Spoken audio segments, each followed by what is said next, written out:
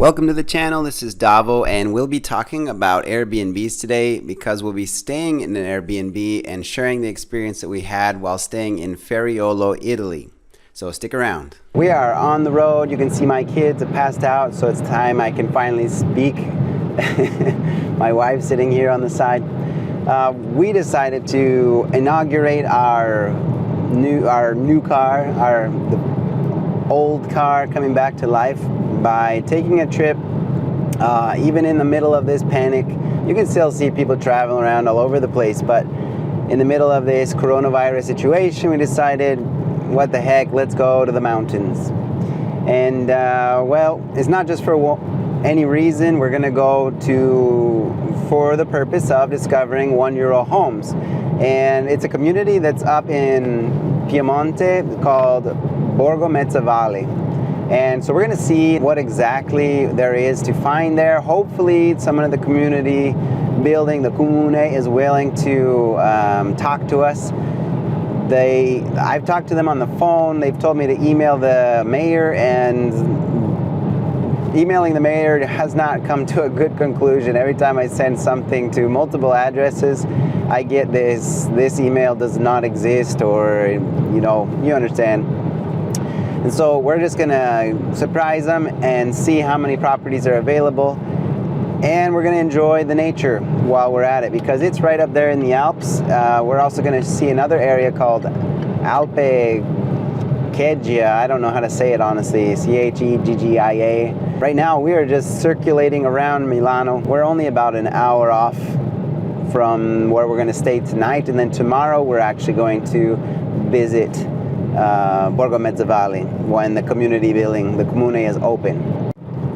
So if you look closely, you might be able to see the Alps way up ahead of us. I see it as plain as day.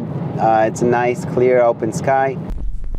Within no time, we've arrived in Feriolo. Now, I don't want you to get confused. This trip is for €1 homes, but this video specifically is to talk about Airbnbs. You can actually see the Airbnb in which we'll be staying right here in this video clip. In upcoming videos, we'll be doing an interview of the Airbnb host, but for now, we're just going to show you the community and what kind of experience you can have staying in an Airbnb here in Feriolo. How is it?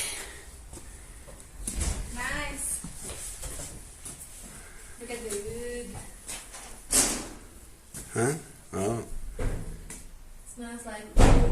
It smells like wood. So we're at the top floor, but this is pretty unique. We arrived at our Airbnb alongside the lake called La Caramella, named after the owners of the property. It is dark, but here in a few minutes, you'll see it in the daytime.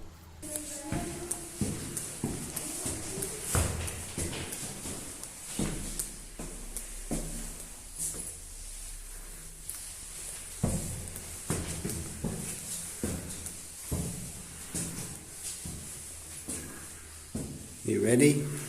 Let's go.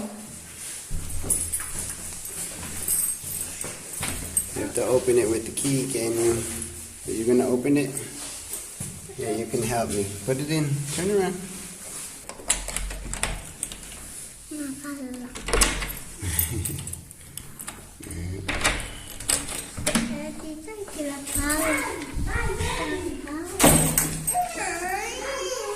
There's a step. We stay here. Watch out for the step. A quick run through shows that you have pretty much everything you need to stay comfortably in Feriolo. So I know that he said that he grew up in this community, but from what I can see walking around, the lights are off in most houses. Maybe there's some security lights on inside, but the only people walking around, maybe a handful, 10. That's about the same number of lights that we see on in the area, and it's probably a wintertime thing, but in the summertime there's a lot more going on here. There's a beautiful lake view from this location. I'm excited to see in the morning, but we got here pretty late, so we couldn't really see much other than the black of night, but I can see they've got palm trees. If it wasn't for the temperature, I'd say we were actually in Puglia, because we're right here on the Lake Maggiore, which I think it means major lake. But it's closer to the border of Switzerland, like I was saying. You can't see, but there's water. Oh, maybe you can see. Ha ha.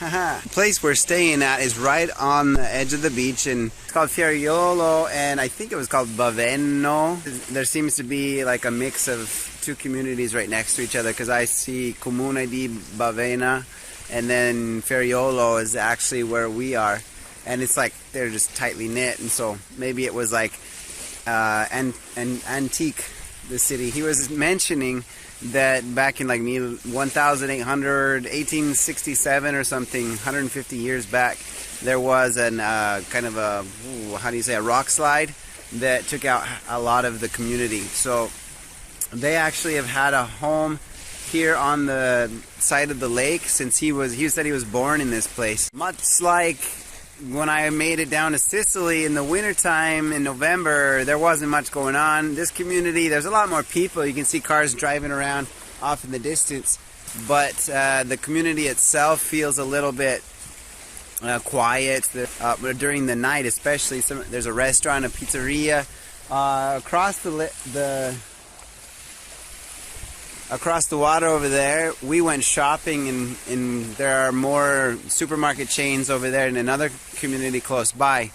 But this is a nice little corner. There's sandy beaches. In the summer, they're just packed full for the people that are escaping to the mountains, but they still want to have that feel of experiencing the water. He said it's still pretty warm, but compared to the sea, maybe not so much.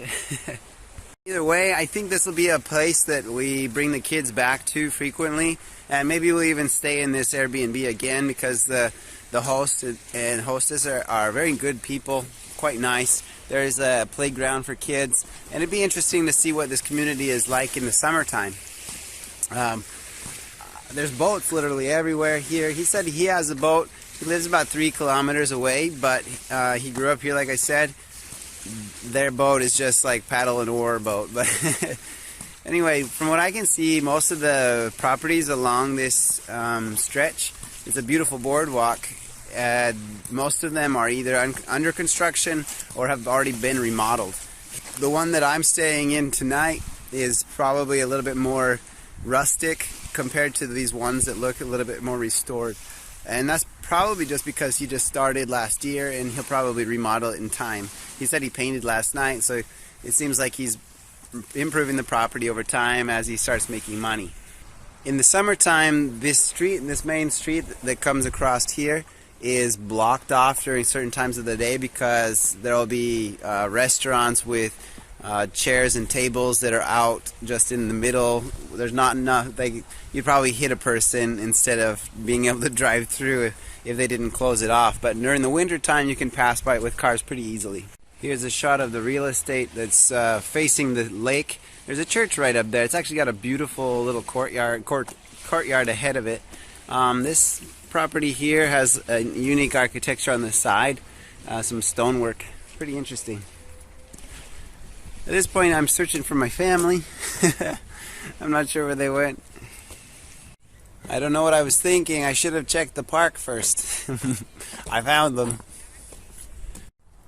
Well, the park is empty except for my family. And I don't know if that's because it's cold outside or if because the virus has scared everyone. But from what I was talking about with the owner of the property, the Airbnb we're staying in, not so many people are afraid of the virus in this area. There's no panic, there's nothing. So it's pretty much calm. Hey, are you guys playing? Yes, you say.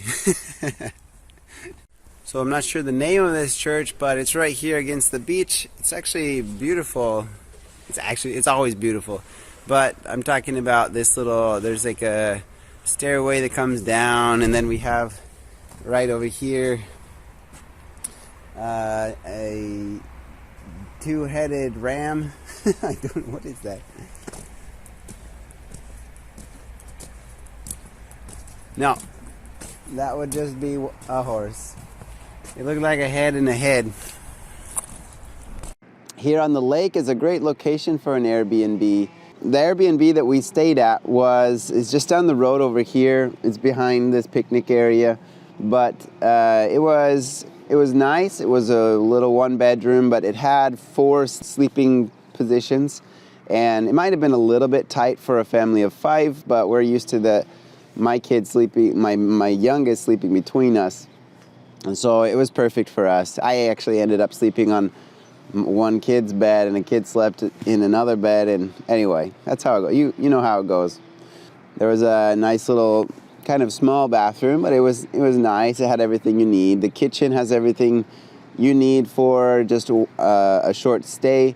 The fridge is a bit small, so don't buy a ton of groceries and expect that it'll fit. But here in Italy, people are just used to tight spaces, and maybe coming from my hometown or that area in the northwestern United States, it might feel really cramped. But just realize that you're not coming here to stay in a hotel. You're coming here to experience the nature. Just wanted to give you another shot of the real estate that's here on the front. A lot of the seaside communities will have this frontage. Basically every Italian waterfront community has a boardwalk of some sort, a road, and real estate. Take a walk up this direction. I've been that way before. That's where the park is. Actually, at the end of this lane, there are a lot of camping villages. This is the Italy that I think everyone dreams about. Coming through into a community like this. I did bring my gimbal, but battery died. So unfortunately, we're back in this position. This is the original Davo channel position. Actually, I think the real estate has been kept pretty nice, restored recently, many of them. That one's newer. This is really unique. I like it. Curious how it is on the inside, but they definitely have taken care of it. I imagine, I'm not sure because the windows are open like this, but I would imagine it's another hotel, vacation getaway. I think this would take us up to the house itself, but I'm just curious.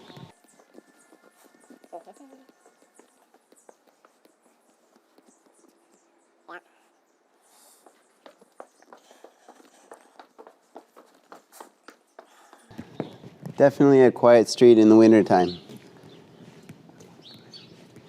It feels like I'm back in Sicily a little bit, but I know it's a lot different. People tend to live a lot. We're actually not that far from Milan. We live on the south side of Milan, and we got here in an hour and a half or hour and 20 minutes. So you could work in Milan and live here if you're willing to travel like maybe 45 minutes every day. That's what my wife actually does anyway. So affittarsi means for rent. Pretty unique buildings here. Now we're getting closer to the road that just passes on through around the lake. Yesterday we passed by this direction to go buy some groceries at the community next door.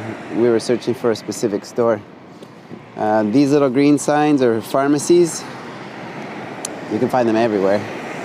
But I'm going to show you this map here. The city of Baveno. Now we stayed in Feriolo, and I'm not even sure if I could tell you where we were. This might be where you are entering, and we might have stayed over. Oh no, we were over here. Okay, that makes sense. So Baveno is actually, we haven't seen it. Right now we are here. Voi siete qui. You are here. So I traveled down this road to get from Milan, and at some point, I think, not real sure, maybe, no, it was farther down. At some point we had to come in on a highway. This is a mountain with a ski hill, Motorone, and then it looks like there's a lot of hiking you can do up there. And we're in the Feriolo section. So it looks like Baveno is made up of Feriolo, Oltrefiume, Romanico, and Roncaro e Loita. So there's 5 communities nestled in Baveno. At this point, I'd like to thank you for spending the time to watch this video in its entirety. I enjoyed this trip with my family, and I'm doing this to share some experiences with you, but this is just on our way of discovering some one-euro homes.